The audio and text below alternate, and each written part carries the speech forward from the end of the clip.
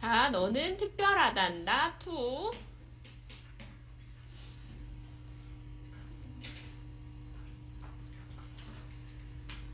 펀치넬로는 웬믹들이 모여 사는 웬믹 마을에 살았어. 다른 웬믹들처럼 목수 아저씨 엘리가 만든 나무 사람이었고, 다른 웬믹들처럼 때때로 어리석은 행동도 했지. 바로 상자와 공을 사 모았을 때처럼 말이야. 모두 정신이 나간 것처럼 보였던 그 소동은 터크라는 웬믹이 상자를 하나 사면서 시작되었어. 물론 상자야 다른 웬믹들도 갖고 있었지만 터크의 상자는 새 것이었거든. 터크는 새 상자가 너무 마음에 들었어. 자기 것이 마을에서 최고라고 생각했지. 그는 상자에 밝고 예쁜 색깔을 뽐내고 싶었어. 너무나 심하게 뽐내고 싶었지. 터크는 괜히 길을 왔다 갔다 하면서 사람들에게 새 상자를 보여주었어. 그리고는 아무나 붙잡고 불쑥 말했어. 너 내 새 상자 봤니? 한번 만져볼래? 터크는 펀치넬로에게 우쭐대며 다가와 너도 이런 새 상자 갖고 싶지? 그치? 하고 약 올리듯이 말했어. 펀치넬로는 그 상자가 아름다워 보였고 자기도 하나 있으면 좋겠다고 생각했어. 터크는 계속 상자를 뽐내며 돌아다녔어. 자기는 새 상자를 갖고 있기 때문에 그 어떤 웬밑보다도 훌륭하다고 생각하면서. 하지만 닙은 그것을 인정할 수 없었어. 내 것도 터크 것만큼 좋아. 닙은 지나가는 웬믹들에게 자기 상자를 보여주며 말했어. 닙의 상자는 새 것은 아니지만 좀 더 크고 색깔이 밝았어. 터크의 상자보다 말이야. 터크는 아무 말 못하고 닙을 노려보기만 했어.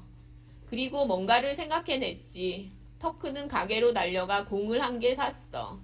이제 닙보다 더 많이 갖게 된 셈이야. 상자에다가 공을 하나 더 가졌으니까. 닙은 터크의 공을 보고 이맛살을 찌푸렸어. 하지만 곧 괜찮아졌지. 공을 2개 샀거든. 닙은 얼굴에 미소를 짓고 2개의 공과 상자를 든 채 터크에게 다가가 뽐내며 말했어. 이제 내가 너보다 더 많아. 터크는 정신없이 가게로 달려가 상자를 하나 더 샀어. 그러자 닙도 달려가서 공을 하나 또 샀어. 그리고 이번엔 터크가 공을, 닙은 상자를 샀어. 공상자, 공상자, 터크, 닙, 닙, 터크. 둘은 번갈아 가며 상자와 공을 샀어. 이쯤에서 누군가 이 소동이 더 이상 커지지 않게 막아야 했어. 실제로 시장님이 그러려고 했지. 당신들 참 어리석군. 도대체 장난감 따위가 더 많고 적고에 누가 신경 쓴단 말이오. 시장님이 터크와 닙에게 말했어. 시장님은 지금 질투하시는 거죠? 봐요, 시장님은 한 개도 없잖아요. 두 사람은 시장님에게 대들었어. 질투라고? 맙소사. 그러나 잠시 뒤 시장님은 가게에 들어가 상자와 공을 한아름 샀어. 이제 다른 웬믹들도 경쟁에 끼어들기 시작했어. 정육점 아줌마, 빵집 아저씨, 가구점 총각, 그리고 동네 소아과와 시내 치과 의사들까지. 오래지 않아 거의 모든 웬믹들이 상자와 공을 가장 많이 모은 웬믹이 되고 싶어 했어. 큰 상자, 밝은 상자, 무거운 공, 가벼운 공. 키가 작은 사람들도 큰 사람들도 상자와 공을 들고 다녔어. 모두가 들고 다녔지. 그리고 똑같이 생각했어. 많이 가지면 훌륭한 웬믹이고 적게 가지면 하찮은 웬믹이다. 자기 키보다 더 높이 상자와 공을 안고 가는 웬믹을 보면 저기 훌륭한 웬믹이 지나간다 라고 말했지.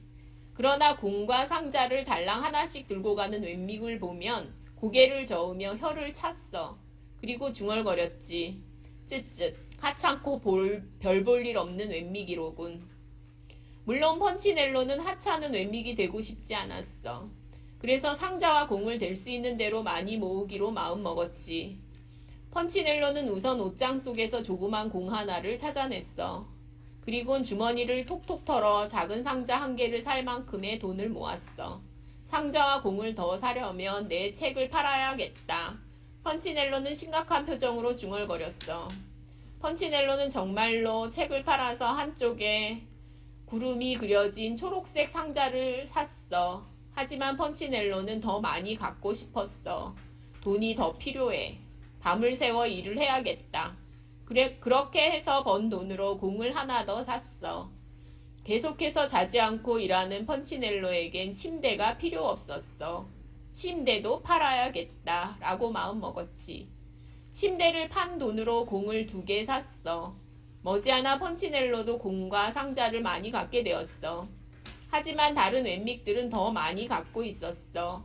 어떤 웬믹들은 너무 많아서 걷기조차 힘들어했어. 그들은 상자와 공이 많아서 너무너무 불편해 하고 투덜댔지만 실제로는 자랑하는 거였어. 펀치넬로도 그런 웬믹들처럼 되고 싶었어. 그래서 더 많은 물건을 팔아치웠고 더 오래 일했어. 잠을 못 잔 눈은 피로해 보였고 장난감을 들고 다니느라 팔의 힘도 다 빠져버렸어. 마지막으로 쉰 게 언제였을까? 하지만 가장 나쁜 일은 친구들과 노는 것조차 잊어버렸다는 거야.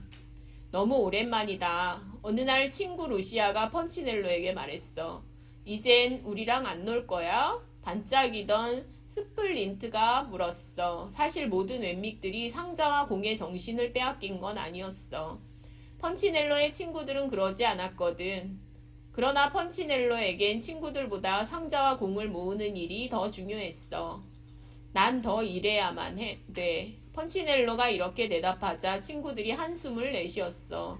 하지만 펀치넬로는 신경 쓰지 않았어. 오직 상자와 공을 모으는 웬믹들이 어떻게 생각하느냐가 중요했으니까. 하지만 펀치넬로가 아무리 열심히 일을 해도 다른 웬믹들의 관심을 끌 만큼 많이 사모을 순 없었어. 마침내 그는 결심했어.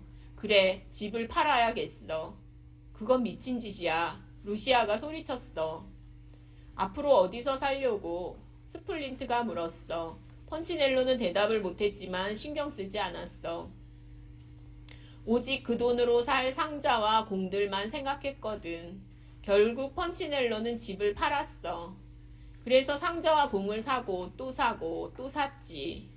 너무 많이 들고 다니느라 앞을 제대로 볼 수가 없었어. 들고 다니는 것들이 펀치넬로의 키보다 훨씬 높았으니까. 하지만 개의치 않았어. 팔이 좀 아프면 어때? 걸어가다 벽에 부딪히는 게 뭐 큰 일인가? 친구가 없으면 어때? 펀치넬로에겐 상자와 공이 있었고 그가 지나가면 웬믹들이 뒤돌아보며 와, 저 훌륭한 웬믹 좀 봐 하고 말하곤 했는걸. 비록 그들을 볼 수는 없었지만 소리를 들을 수는 있었고 펀치넬로는 기분이 무척 좋았어.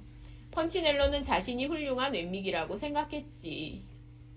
그런데 누군가 규칙을 바꿨어. 바로 시장님의 부인이었어. 시장님의 부인은 자신의 상자와 공들이 무척 자랑스러웠어. 엄청나게 많았을 뿐만 아니라 특별한 것들도 많았기 때문이지.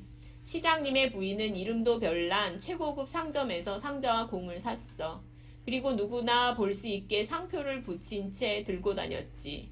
자신이 최고의 웬믹이란 걸 보여주고 싶었던 거야. 어느 날 그녀에게 한 가지 생각이 떠올랐어. 나는 가장 많이 갖고 또 가장 높이 올라갈 테야. 그녀는 상자 더미 꼭대기에 올라가 외쳤어. 여러분, 날 봐요. 그러자 상자와 공을 모으는 웬믹들 사이에 더 높이 올라가려는 소동이 벌어졌어. 어떤 이는 분수대 위에, 어떤 이는 발코니 위에, 또 다른 이는 지붕 위에까지 올라갔어. 그렇지만 산꼭대기를 생각해낸 것은 시장님이었어. 마을 뒤편에는 웬믹 봉우리가 있었어. 나는 산꼭대기에 가장 먼저 올라가겠다. 시장님은 정말로 그렇게 되기를 바라면서 외쳤어.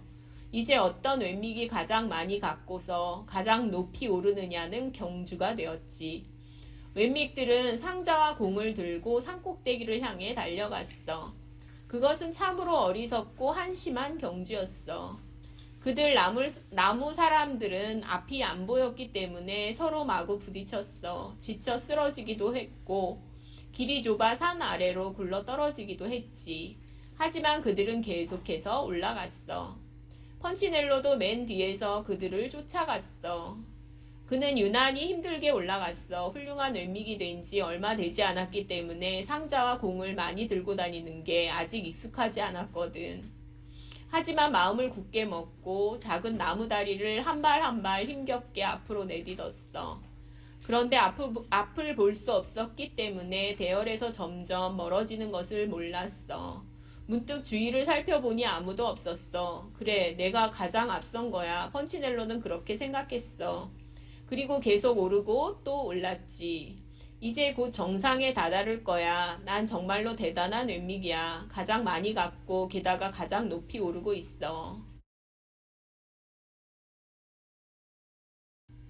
그때 펀치넬로의 발끝에 뭔가가 걸렸어. 넘어지지 않으려고 애썼지만 들고 있던 장난감들이 흔들렸어. 펀치넬로도 따라서 기우뚱거렸지. 어떻게든 버텨보려고 했지만 넘어지고 말았어. 그런데 펀치넬로는 자신이 목수 아저씨 엘리의 집 쪽으로 가고 있었다는 걸 전혀 몰랐어. 아저씨의 작업장 현관 문턱에 걸려 넘어졌다는 것도 몰랐지. 그곳이 어딘지 깨달았을 때 펀치넬로는 몹시 부끄러웠어. 오랫동안 그는 엎어져 있었고 주위엔 온통 상자와 공이 흩어져 있었어. 공 하나가 마룻바닥을 대굴대굴 굴러가다가 엘리 아저씨의 작업대 앞에 멈춰섰어. 그 순간 아저씨가 몸을 뒤로 돌렸어. 펀치넬로. 엘리 아저씨의 목소리는 깊고 고요하고 부드러웠어. 펀치넬로는 꼼짝도 하지 않고 가만히 있었어. 그는 자신의 나무 얼굴이 홍당무처럼 빨개지는 걸 느꼈어. 짐이 굉장히 무거웠나 보구나. 지친 펀치넬로는 무릎을 끌어올리며 고개를 숙인 채 몸을 일으켰어. 제 상자와 공들이에요. 펀치넬로가 작은 소리로 말했어. 상자와 공을 갖고 놀 거니? 엘리 아저씨가 물었어. 펀치넬로는 고개를 저었어. 그럼 상자와 공이 좋은 거냐? 상자와 공을 많이 갖고 있을 때 드는 느낌이 좋아요.